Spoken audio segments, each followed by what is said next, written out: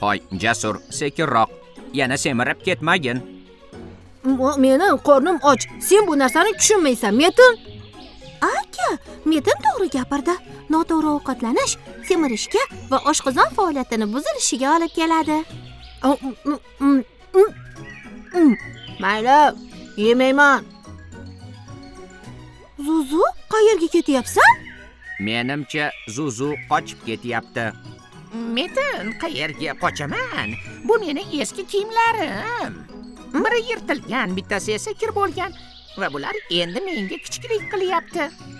Menimcha Zuzu ko'p ovqat yeb qo'ygan.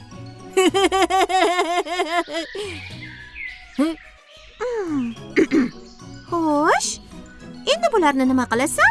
Eski kiyimlarimni ko'mib qo'yaman yoki yoqib yuboraman. Menimcha yoqib yuborganim yaxshi. Agar bularni yoqsang, o'zidan qora tutun chiqaradi.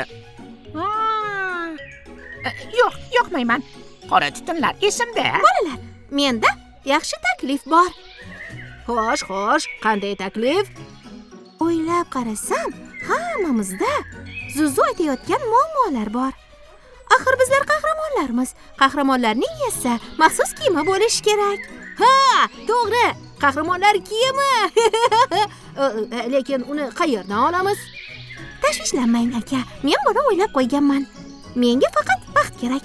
Qo'rg'onga borib, kiyimlar ustida ishlayman. Zuzu, xaltangni ber-chi. Unda men ham eski kiyimlarimizni olib qo'rg'onga boraman. Ha! Menda esa kiyimlar yo'q va bunday muammodan uzoqman. Ha. Bilasizlarmi? Bitta oddiy paxta futbolkani tayyorlash uchun 2700 litr suv kerak bo'ladi.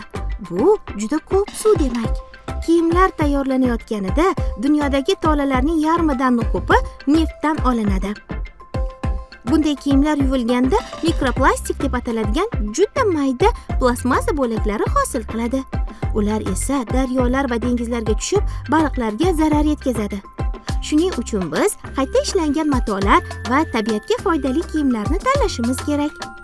Yana bir muammo shundaki, kiyimlarga rang berish uchun ishlatiladigan bo'yoqlar ba'zida daryo suvlariga tushadi. Bu esa suv hayvonlari va tabiatga zarar yetkazadi. Buning o'rniga meva, sabzavot va gullardan tayyorlangan tabiiy bo'yoqlarni ishlatsak, bu atrof muhit uchun ancha foydali bo'ladi.